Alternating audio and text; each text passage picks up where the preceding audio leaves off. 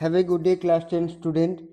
Now today is your social science new part, democratic politics, chapter number 1, power sharing. Here we see and also explain about two countries power sharing systems and complications, Belgium and Sri Lanka. Now start the first topic, Belgium and Sri Lanka. Belgium is a small country in Europe, smaller in area than the state of Haryana. Belgium एक बहुत ही छोटा सा country है Europe के continent का, जो हमारे देश के हरियाणा स्टेट से भी के जैसा ही है या उससे भी छोटा है. It is bordered with France, the Netherland, Germany and Luxembourg. इसके चारों तरफ या नेबरहुड कंट्री के तौर पे फ्रांस, नेदरलैंड, जर्मनी, लुक्सेमबर्ग अवस्थित है. It has a population of a little over 1 crore, about half of the population of Haryana. इसकी पॉपुलेशन क्या है? 1 करोड़ से थोड़ा सा ज़्यादा है, जबकि हमारे कंट्री का जो स्टेट है हरियाणा उसके आधा. The ethnic composition of the small country is very complex.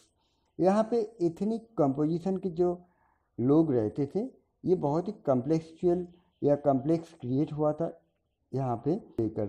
Ethnics क्या है ना, एथनिक्स एक कम्युनिटी है जो क्रिश्चियन कास्ट जो होते हैं उसमें हम लोगों को मिलता है. ये क्रिश्चियन लोगों का ही एक पार्ट है. लाइक दैट हमारे हिंदुओं में ब्राह्मण होता है, उसके बाद ओबीसी बोलिए या आप लोग बोल सकते हैं कि सोनार या हलवाई, ये सब वेरियस टाइप, या मुस्लिम में भी शेख पठान लोग हैं. इसके बाद दूसरे का शिया सुन्नी, ये सब जो वेरियस है, तो ये भी एक प्रकार का क्रिश्चियन लोगों का डिवीजन में से आता है ethnic. Okay, now of the country's total population, 59% lives in the Flemish region and speak Dutch language. Total country का जो पॉपुलेशन है उसके 59% लोग फ्लेमिश रीजन में रहते हैं और डच लैंग्वेज में बात करते हैं. Another 40% people lives in the Wallonia region and speak French. बाकी जो 40% लोग हैं वो लोग रहते हैं वॉलनिया रीजन पे और वो लोग फ्रेंच लैंग्वेज में बात करते हैं. Remaining 1% of the Belgians speak German. बाकी जो 1% बचा है वो लोग जर्मन लैंग्वेज में बात करते हैं. In the capital city Brussels 80% people speak French while 20% are Dutch speaking. और जबकि उस कंट्री बेल्जियम कंट्री का कैपिटल सिटी जो है ब्रुसेल्स, वहाँ पे 80% लोग फ्रेंच लैंग्वेज में बात करते हैं और 20% लोग डच लैंग्वेज में. The minority French speaking community was relatively rich and powerful. तो जो कंट्री कैपिटल सिटी है ब्रुसेल्स, वहाँ पर जो पूरे देश में जो माइनॉरिटी कम्युनिटी के तौर पे काउंटेबल है 40% माइनर फ्रेंच स्पीकिंग बोलने वाले लोग, ये लोग इन जनरली बहुत ही ज़्यादा रिच थे, अमीर थे और पावरफुल भी थे. This was resented by the Dutch speaking community who got the benefit of economic development and education much later. तो इसी के चलते हुए डच स्पीकिंग, डच बोलने वाले जो कम्युनिटी थे वो लोग इकोनॉमिकल डेवलपमेंट, एजुकेशनल डेवलपमेंट या गवर्नमेंट का कोई भी रूल्स रेगुलेशन या गवर्नमेंट का जो भी फैसिलिटीज़ था वो बहुत देर में उन लोगों को मिलता था. This led to tension between the Dutch speaking and French speaking communities during the 1950s and 1960s. इसी के चलते हुए डच बोलने वाले और फ्रेंच बोलने वाले लोगों में से एक टेंशन या एक दरार पैदा हुआ जो 1950 से 1960 के बीच में. The tension between the two communities was more acute in Brussels. ये टेंशन दो कम्युनिटी के बीच में जो टेंशन हुआ था ये ज़्यादा से ज़्यादा उभर के आया कहाँ से? ब्रुसेल्स से. ब्रुसेल्स क्या था? न कैपिटल सिटी था. Brussels present special problem. The Dutch speaking people constitute A majority in the country. Dutch बोलने वाले लोग पूरे देश में ज़्यादा थे, तो इसीलिए वो लोग एक कॉन्स्टिट्यूशन, संविधान बिल्डअप किया, ये एक ऑर्गेनाइजेशन बिल्डअप किया. But minority in the capital. लेकिन वो लोग कैपिटल सिटी में ब्रुसेल्स में उन लोगों का पोजीशन माइनॉरिटी में था। Let us compare this to the situation in another country. Sri Lanka is an island nation. ऐसे ही हम लोग और एक कंट्री के बारे में अगर बात करेंगे तो श्रीलंका के बारे में बात करते हैं, जो एक आइसलैंड नेशन के तौर पे हम लोग सभी जानते हैं। Just a few kilometre off the southern coast of Tamil Nadu. Tamil Nadu के जो साउदर्न कोस्ट है हमारे देश में, साउदर्न पार्ट में जो स्टेट है तमिलनाडु, उससे फ्यू किलोमीटर, कुछ ही किलोमीटर दूरी में अवस्थित है। It has about 2 crore people, जिसमें 2 करोड़ के लगभग लोग रहते हैं। About the same in Haryana, Haryana के लगभग इक्वल है। Like other nation in the south Asia region, Sri Lanka has a diverse population. South Asian region में जो जितने भी दूसरे नेशन हैं उससे ज़्यादा पॉपुलेशन श्रीलंका में है। The major social group are the Sinhala speaker. तो यहाँ पर श्रीलंका देश है तो सिंहला स्पीकिंग लोग ज़्यादा से ज़्यादा रहते हैं।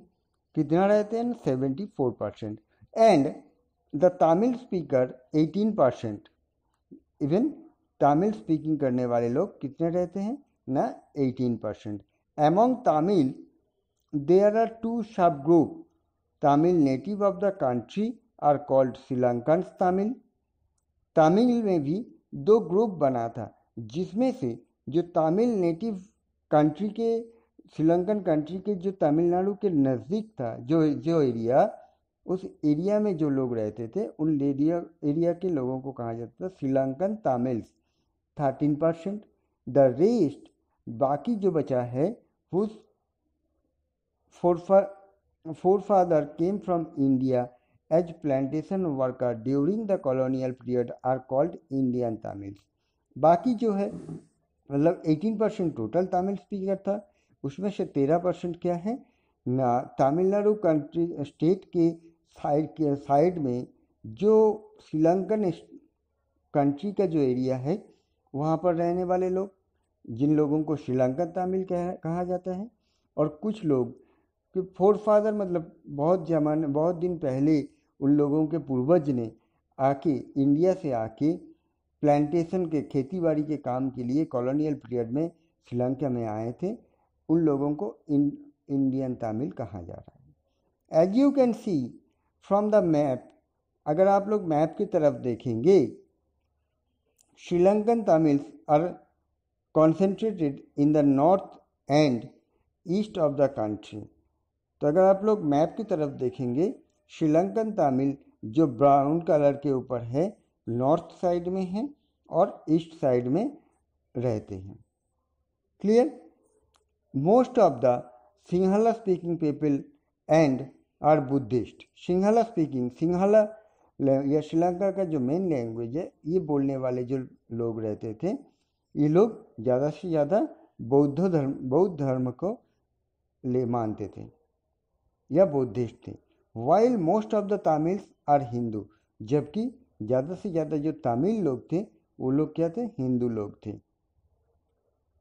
और मुस्लिम में भी थे। तो हिंदू तमिल बोलने वाले लोगों में से हिंदू और मुस्लिम थे, और सिंहला बोलने वाले लोग ज़्यादा से ज़्यादातर वो लोग बौद्ध धर्म को मानते थे। There are about 7% Christian. इसके साथ साथ वहाँ पर 7% लोग क्रिश्चियन भी रहते थे। Who are both Tamil and Sinhala. ये लोग दोनों की मिलावट थे। लाइक तमिल और सिंहला की मिलावट में जो लोग बोलने वाले लोग थे वो लोग थे Christian. Just imagine what could happen in situation like this. एक बार जस्ट इमेजिन करो इस सिचुएशन में क्या होगा। In Belgium the Dutch community could take advantage of its numeric majority and force its will on the French and German speaking population।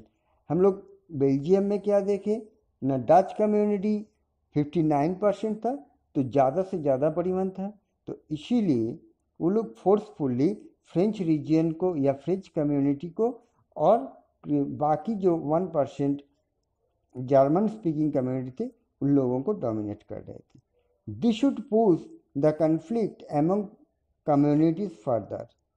This could lead to a very massive partition of the country. इसी के चलते देश में क्या हुआ, speaking के ऊपर एक लीजी पार्टीशन, एक हल्का सा दरार पैदा हो गया था, एक बाउंड्री क्रिएट हुआ.